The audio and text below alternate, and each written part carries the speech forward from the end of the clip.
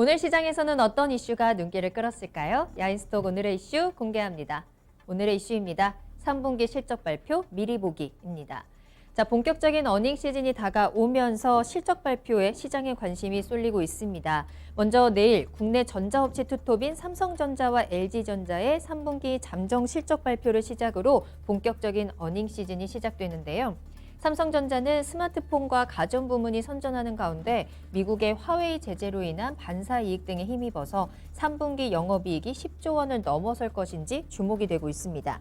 또 LG전자 역시 스마트폰과 가전제품의 수요가 3분기 들어 빠르게 회복되면서 실적 개선이 기대되고 있는데요. 금융투자 업계에 따르면 올해 3분기 코스피 전체 영업이익 추정치는 전년 동기 대비 6%, 또 전분기 대비로는 17% 증가할 것으로 예상되고 있습니다. 특히 IT, 자동차, 화학, 철강 등의 업종이 영업이익 증가를 주도할 것으로 보고 있는데요. 또한 증권가에서는 코로나19 재확산과 또 글로벌 불확실성이 커지는 가운데 실적 중심으로 접근할 필요가 있다면서 역시나 반도체, 자동차, 화학 업종을 주목하고 있습니다. 이들 업종은 최근 한 달 사이에 실적 컨센서스가 상향됐고요. 4분기와 내년까지 실적 증가 추세가 이어질 것으로 예상된다는 분석입니다. 네, 오늘 이제 내일이죠. 내일부터 시작되는 3분기 어닝 시즌을 앞두고 한번 미리 보는 시간, 점검해보는 시간 가져보도록 하겠습니다. 자, 오늘은 수요일입니다. 최병훈 전문가님 그리고 이광무 전문가님과 함께 할게요. 두 분 안녕하세요. 네, 안녕하세요. 반갑습니다. 반갑습니다. 보니까 오늘 두 분 모두 약간 머리를 자르고 오신 것 같아요. 이발하고 오신 것 같아요. 네, 그렇죠? 맞아요. 맞죠? 자, 추석 연휴 잘 보내고 이제 깔끔하게 꽃단장하고 돌아오신 두 전문가 분과 함께 오늘 야인세 리턴즈 2부 달려보도록 하겠습니다. 자, 오늘 수요일이잖아요. 사실 수요일이 한 주의 딱 중간이어서 가장 피곤하게 느껴지는 날이기도 한데 이제 내일이면 내일까지만 버티면 또 휴일이 기다리고 있다 보니까 좀 한결 그래도 마음이 조금은 가볍지 않았나 싶습니다. 자, 이제 오늘 남은 1시간 동안도 저희와 함께 이야기 나누시면서 또 내일을 위한 준비 한번 정리해보는 시간 가지시면 좋을 것 같고요. 또 잠시 후에 2부에서도 종목 진단 시간 준비되어 있으니까요. 끝까지 종목 진단의 기회 놓치지 마시길 바라겠습니다. 궁금하신 종목과 함께 매수가 비중 올려주시면 되겠고요. 유튜브 실시간 채팅창 또 토마토TV 홈페이지 아자아자 게시판에 글 올려주시면 되겠습니다. 오, 딱 채팅창 보자마자 앵커님 오늘 어려 보인다는 댓글이 가장 먼저 보였습니다. 가장 좋은 댓글이죠. 자, 그러면 본격적으로 야인스톡 빠르게 출발해 보도록 하겠습니다. 자, 이제 내일부터 본격적으로 어닝 시즌이 시작이 됩니다. 어떤 종목들을 좀 눈여겨보면 좋을지, 어떤 업종에서 실적이 잘 나올지 한번 체크해보는 시간을 가져볼 텐데요. 그 전에 일단 이번 주의 증시 흐름부터 짚어보고 넘어갈게요. 지난주 긴 연휴를 지나고 이번 주의 흐름은 그래도 계속해서 상승세가 이어지고 있는 모습입니다. 어디서 제가 본 표현을 빌리자면 힘이 좀 약한 것 같은데 강하고 강한 것 같은데 좀 불안하다라는 표현을 쓰더라고요. 딱 맞지 않나라는 생각이 드는데 일단 최병훈 전문가님 이번 주 들어서 어쨌든 계속해서 우리 증시는 상승을 하고 있어요. 이렇게 오르는 이유는? 상승이 아니라 반등이죠. 그래서 반등, 그렇죠. 지난번에 급락한 게 9월 21일부터 급락했거든요. 24일까지. 맞아요. 급락한 것은 이제 되돌리게 올라갈 때 계속 지지부진하다가 이번 주에 이제 한 3일 동안 확 올렸어요.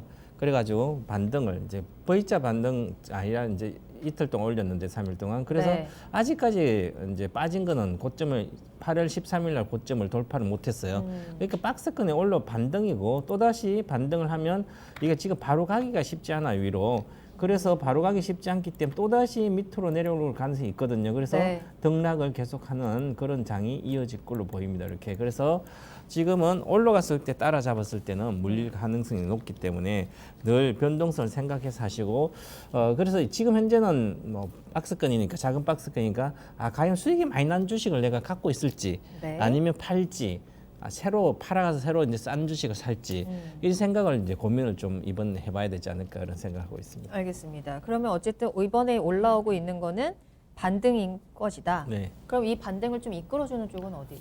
지금 반등에 이유는? 이끌어준 네. 것은 이제 원래 자동차도 계속 올라갔고 네. 그다음에 철강 화학이 워낙 바닥에서 월봉으로 뛰고 있어요 이번 달에. 그래서 네. 언택트도 기술적 반등을 딱 해줬고 20% 빠졌다 10% 반등해줬고 그리고 이제 거기에 자동차랑 철강, 뭐 자동차 뭐 이런 화학이 딱 경기 월봉으로 민감주들이, 딱 뛰어버리는 거예요. 그러니까 빠지는 게 빠진 것도 반등하고 이것도 다시 올라가니까 많이는 올라가지 않지만 꾸준히 올라온 거예요.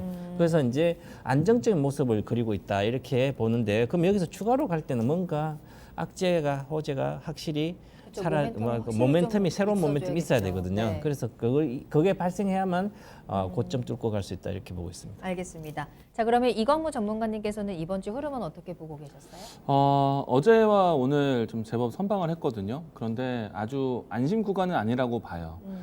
물론 이제 반등하는 분위기가 나오고 있다는 거는 상당히 증시 투자에 좋은 분위기는 좋은데 아직은 안심 구간은 아니다. 왜냐하면은 네.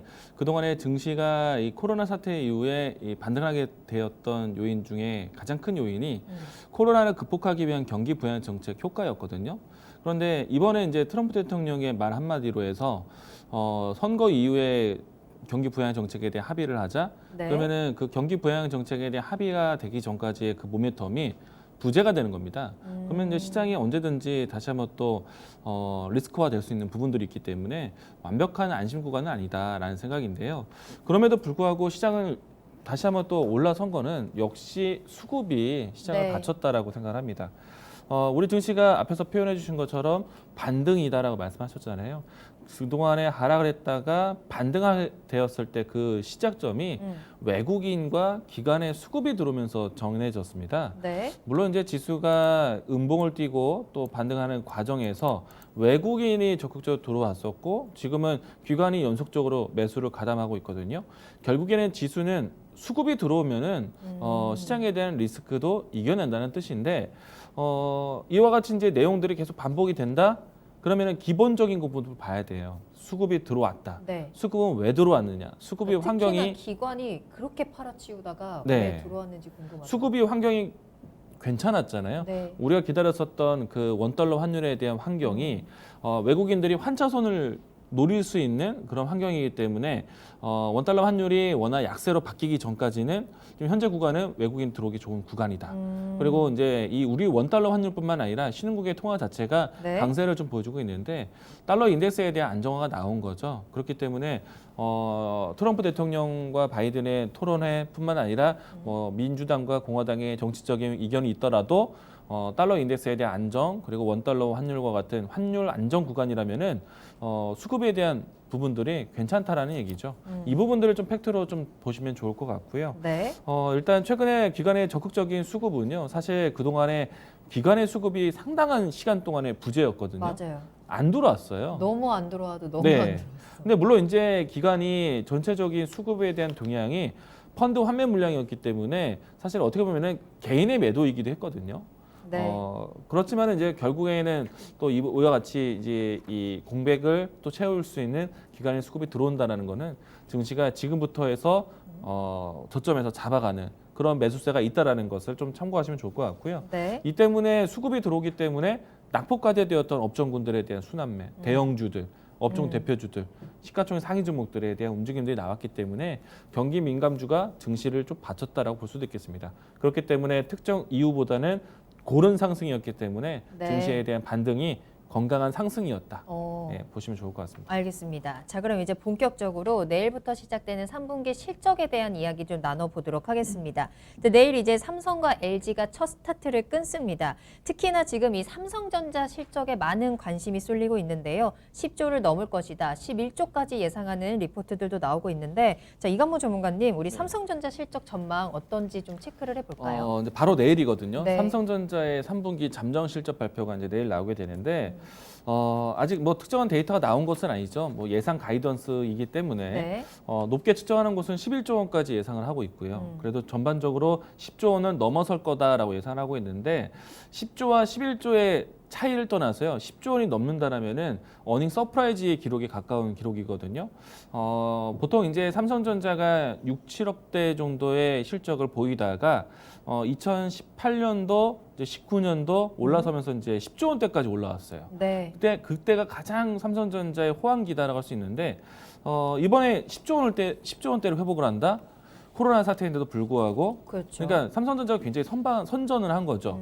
그리고 이제 선전할 수밖에 없는 환경이 전해졌기 때문에 삼성전자에 대한 눈높이가 달라질 것이다라고 보시면 좋을 것 같고 그리고 3분기의 실적 발표뿐만 아니라 앞으로 더 주목하셔야 되는 거는 3분기뿐만 아니라 이제 하반기, 4분기 그리고 더 중요한 건 내년에 네. 시장 환경이 어떻게 되는지가 더 중요할 것 같습니다. 4분기 괜찮을까요? 4분기는 조금 어려울 수도 있어요. 네, 그런 왜냐면은 전망들이 좀 나오더라고요. 네. 그래가지고. 근데 그 4분기에 대한 두려움보다는 네. 내년에 대한 기대감을 굉장히 크게 가지고 있거든요. 뭐 단편적인 예로 이 내년에 잘 될 수밖에 없는 이유가 삼성전자의 이 반도체 차세대 D램이라고 할 수 있는 DDR5에 대한 수요가 내년부터 이제 본격적으로 될 것이고요. 네. 그리고 스마트폰에 대한 수요가 화이에 대한 공백이 오히려 크게 극대화될 것 같아요. 그래서 내년에 스마트폰에 대한 기대감, 또 여기 또 한 가지 5G 장비. 네. 버라이즌을 시작으로 해서 일본과 미국과 유럽 지역의 주요 통신사들과의 수주 공약을 따낼 수 있기 때문에 내년 삼성전자 기대해 보셔도 좋다. 만약에 4분기에 대한 반도체 가격 하락이라든지 이런 내용들이 전해져서 네. 조정이 나온다. 저는 매수의 기회다. 매수의 기회다. 제가 또 이런 얘기도 많이 합니다. 네. 삼성전자 더블. 더블 이야기를 많이 드리고 있는데 네. 두 배 가는 삼성전자 한번 보시죠. 네. 오늘 종가가 이제 59,900원이었으니까 아마 6만 원은 조만간 넘기는 할 것 같아요. 근데 이제 그 이상으로도 훨씬 갈 수 있다라고 삼성전자에 대한 부분 만약에 내일 실적이 10조 원 이상이 나오고 나면 그리고 4분기에 대한 이 반도체 가격에 대한 우려보다는 앞으로 기대감을 조금 더 긍정적으로 힘을 실어 주셨습니다. 이 부분 함께 체크해 보시길 바라겠고요. 최병원 전문가님께서는 삼성전자에 대해서는 일단 어떻게 보시는지 간단하게 앞에서 뭐 다 말씀해 주셔서 네. 그렇고요. 그래서 저도 한 11조 영업이익이 초반 나올 걸로 보이고요. 그래서 지금 3분기 실적은 다 좋은 건 다 알고 있습니다. 그래서 그런데 지금 가장 중요한 게 지금 3분기 실적을 이제 보니까 좋아졌는데요. 내년에 한번 차트를 보고 말씀드리면 네. 삼성 실적 전망인데요. 2020년도는 올해 뭐 좋아졌으니까요. 한 35조 내외 영업이익 나올 거 보이는 내년입니다. EPS 증가율을 보면 내년 올해 대비해서 한 20%가 EPS가 증가됩니다. 그런데 2022년도도 보니까 EPS가 증가율이 21%가 나와요. 전년 동기 대비해서. 네. 그러면 앞으로 내년부터는 순이익 증가율이 20%씩 나온다는 거죠. 그러면 주식을 팔 게 아니라 계속 사야 되는 거죠. 이 30%는 주가가 올라간다는 거예요. 네. 자, 올해 35조는 와서 지금 시가총액 357조거든요. 내년에 영업이익 올해 35조 영업이익, 내년에 영업이익 40조. 그럼 내년에 시가총액 400조는 가야 된다는 거죠. 그럼 지금보다도 20% 정도 상승률이 있고요. 그 다음에 2021년 2년도 50조 정도 이익이니까 그러면 네. 이거 500조 정도 가면 10배로 가면 지금보다 주가가 최소한 8만 원, 9만 원 가야 되는 거죠. 그래서 장기적으로 보유해야 될 것 같고요. 그 다음에 지금 중요한 건 4분기 실적이 3분기는 이제 다음에 표를 보면 막대 그래프를 영업이익 추이를 보면 분기별로 3분기가 IM 사업부가 가장 이익이 커요 지금도. 근데 가장 큰 이게 크게 증가되는 4분기가 줄어듭니다 이게. 그래서 4분기에는 3분기 대비 영업이익이 이번에 11조가 나오면 한 9조대로 나올 걸로 보이기 때문에 20% 정도 내려갈 걸로 보이거든요. 그러면 네. 4분기 실적이 영업이익이 내려가니까 주가의 모멘텀은 크진 않는 거죠. 그런데 중요한 것은 제가 내년부터는 증가된 거. 아까 이건 전부 말씀하셨듯이 이제 비밀 반도체 쪽에서 특히 퀄컴이라든지 이런 수주 파운더리, 비밀 파운더리 이제 파운더리를 수주한 게 많기 때문에 그게 네네. 내년에 반영되면 내년에 실적이 계속 좋아지는 거예요. 그래서 이제부터는 내년부터는 파운더리 쪽에 비밀 파운더리 시스템 반도체 쪽이 추세적으로 본격화로 증가되기 때문에 이제는 삼성전자 없는 분도 사놔야 된다 이렇게 보고 있습니다. 삼성전자의 힘이 굉장히 강하네요. 지금 보면서 삼성전자 대단하다 하면서 삼성전자 아직 안 샀다 하시는 분들이 계시는데 그럼 일단은 내일 당장 사는 것보다는 한번 조정이 나올 때 들어가는 게 조금 더 나을까요? 제가 그렇게 질문하면 늘 그럽니다. 내일 산다고 그러고 내려가면 산다면 내려가면 못 사고 올라가면 그래요? 비싸다고 못 사고 그래서 좋은 주식을 지금 우리나라 삼성전자가 주식을. 외국인 57%가 삼성 다 뺏겼고요. 네. 은행주 다 뺏겼어요. 아무 때나 돈 생기면 사놔야 되죠. 주식을 모아놓자. 보유해야만 돈을 벌 수 있어요. 갖고 있지 않은 돈을 못 번다. 이렇게 알겠습니다. 자, 그러면 이제 삼성전자와 함께 내일 LG전자도 실적을 발표하잖아요. LG전자에 대한 전망도 굉장히 긍정적으로 나오고 있더라고요. 네, 그래서 LG전자도 이렇게 보면 LG전자도 실적이 좋아요. 잘 나오고 있고요. 그래서 네. 특히 LG전자도 이제 가전사업부죠. 그렇죠. 가전사업부의 실적이 본격적으로 좋은 것은 이제 이제 우리가 이제 코로나 코로나로 시대에 집콕을 하다 보니까. 코로나 시대에 관련된 가전도 잘 팔리고요. 네. 그다음에 특히 이제 LG전자는 저기 메모리 휴대폰 잘 안 팔리고 그다음에 VC 사업도 이제 배터리팩 하는 것도 안 되고 가전하고 관련된 뭐 에어컨부터 해서 냉장고, 제습기, 세탁기, 네. 제습기부터 전부 다 그리고 대형 TV, 대형 TV가 맞아요. 없어서 못 팔거든. 그만큼 잘 팔린 거예요. 네. 그래서 실적이 좋으니까 올해 좋고요. 특히 3분기 실적에서 프라이즈가 나올 걸 보이고 네. 그다음 전체적으로 보면 이제는 이제 전년 동기 대비해서도 영업이 매출액도 6%, 영업이익도 뭐 30% 늘었으니까 실적은 3분기 문제가 4분기도 괜찮을 거 보여요. 디스플레이 사업부도 괜찮고요. 4분기까지도. 네. 그러면 올해 전체적으로 실적이 좋아지는데 그보다 중요한 건 이 LG전자 구조적으로 성장을 하기 위해서는 그동안 수주 잔고가 한 60조 되는 이제 비이클 컴포넌트 VC 사업부의 자동차 관련된 매출액이 늘어가지고 흑자가 전환돼요. 그게 내년에 예상되거든. 아직도 적자예요. 네. 요것만 흑자가 전환되면 크게 올라갈 수가 있어요. 사상 고점을 이제 갈 수도 있다. 이렇게 봐야 되고요. 그래서 올해 사실 주가가 계속 올라왔거든요. 네. 6월, 7월부터 계속 급등을 6만 대 급등하고 있는데 이것은 이제 어떤 가전 사업의 실적뿐만 그게 아니라 향후에 올해 이제 뭐 친환경 관련 전기차 때문에 많이 올랐잖아요. 그죠? 그래서 전기차 시대가 갈 때 주가 갈 때 이 삼성 LG전자 가요. 그래서 그래요? 16년도, 17년도, 15년부터 17년도 이렇게 많이 갔거든요. 이게 4, 5만 원짜리가 13만 원 이렇게 갔거든요. 그래서 이번에도 5만 원 있다가 지금 10만 원 그렇게 가는 거예요. 그래서 관련돼 보면 이 VC 사업부가 앞으로 주가의 동력을 이렇게 봐야 될 것 같습니다. 알겠습니다. 자, 이렇게 해서 LG전자 그리고 삼성전자에 대한 내일 이제 발표가 되는 이들의 실적 그리고 앞으로 4분기에 대한 전망까지 좀 체크를 해드렸습니다. 자, 그럼 이 두 종목 외에 이제 3분기 본격적으로 어닝 시즌이 돌입을 하면서 조금 더 눈여겨봐야 될 실적 섹터가 어디인지 한번 좀 체크를 해볼까요? 이강무 전문가님 어디 보고 계세요? 실적만 본다면은 지금 코로나 사태에 충격을 받은 것이 맞거든요. 그런데 이제 코로나 환경이기 때문에 돈을 버는 기업들이 있을 겁니다. 네. 아시겠지만은 온라인으로 이루어질 수 있는 뭐 수혜주들, 전자결제 관련된 종목들, 그리고 인터넷 지원 기업들, 뭐 클라우드 서비스에 대한 기업들, 그리고 또 반도체도 마찬가지로 이런 기업들이 성장하기 때문에 반도체 수요량도 상당히 늘어났었고요.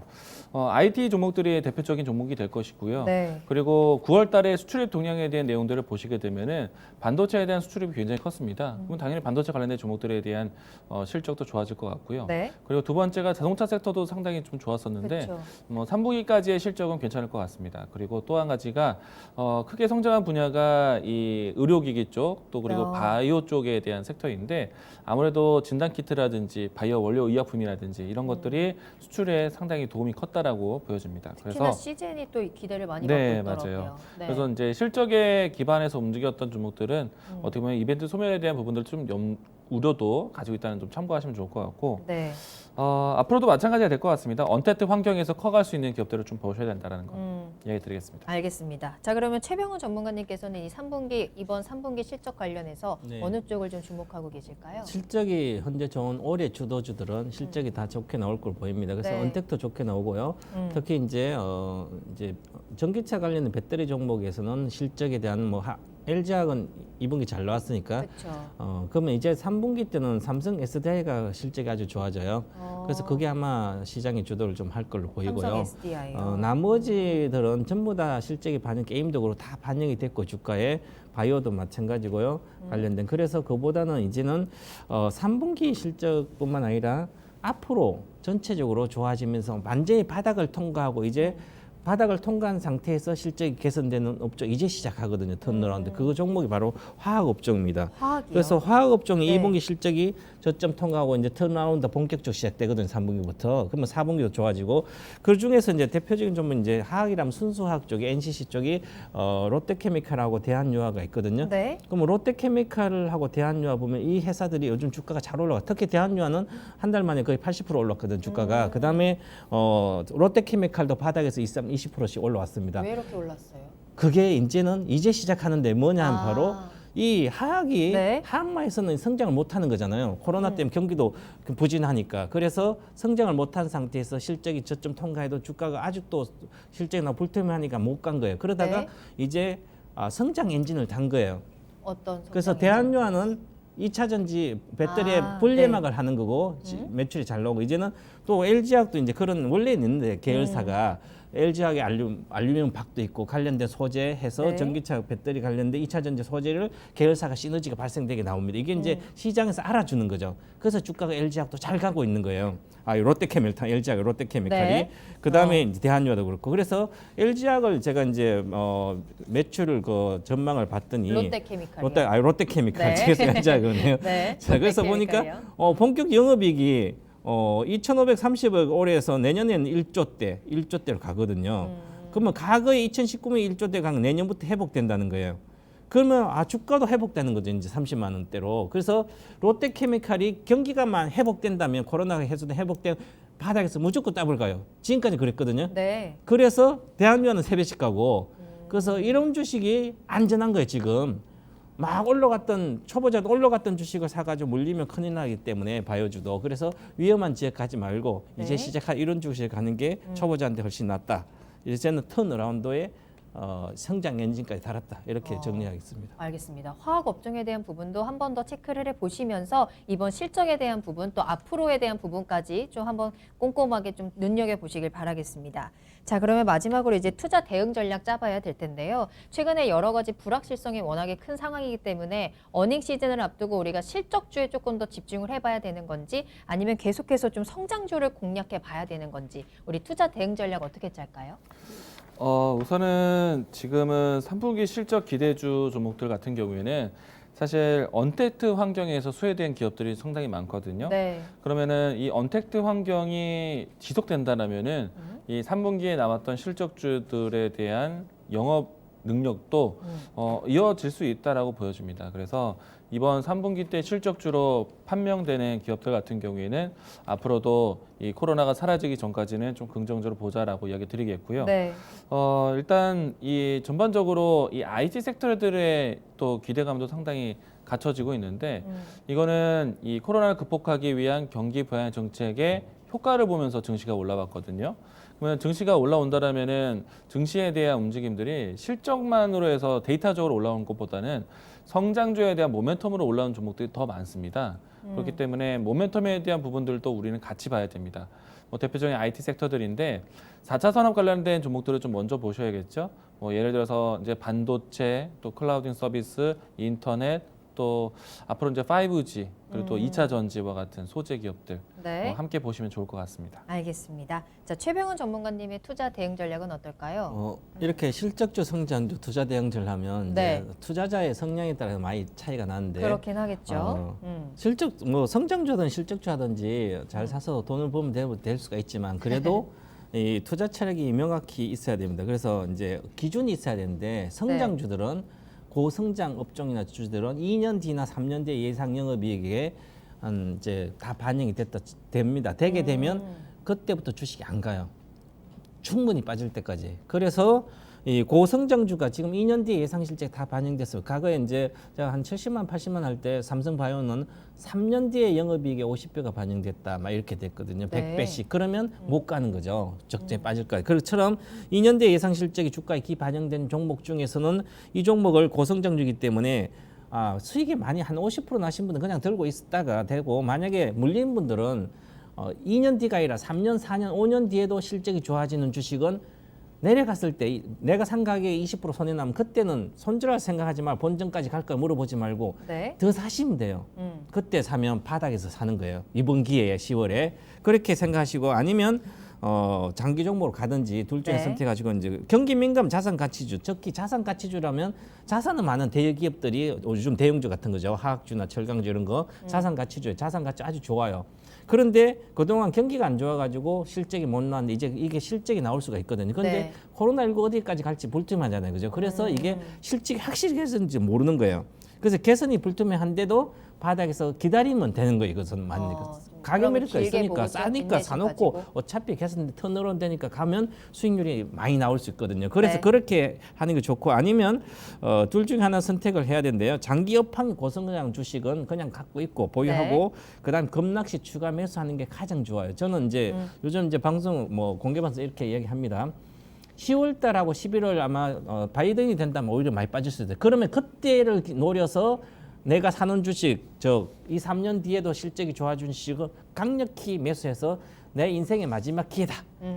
코로나 전국에 이제 코로나 끝나면 개선될 거 아니에요, 그죠? 그러면 네. 그때 몇 년 뒤에도 좋아진 주식은 많이 사야 되는 거죠. 어디서 돈을 구해서 사시라. 그게 내년을 위해서 좋다. 이렇게 말씀드리겠습니다. 알겠습니다. 자, 이렇게 해서 이제 3분기 실적에 대한 부분들 좀 짚어봤는데요. 오늘 이렇게 3분기에 대한 실적 이야기를 하다 보니까 와, 이제 정말 3분기도 끝났구나. 올해도 얼마 남지 않았구나 하는 생각도 좀 들더라고요. 자, 다양한 실적 이슈에 대해서 좀 대응도 잘 해보시고요. 또 앞으로의 성장 지속성이 있는지도 한번 꼼꼼하게 좀 체크를 해보셔야 될 것 같습니다. 자, 이번 어닝 시즌 잘 대응하시고요. 얼마 남지 않은 2020년도 저희 야인시대와 함께 하시면서 풍성한 수익 보시면 좋겠습니다. 야인스톡 오늘 여기서 마무리하도록 하겠습니다.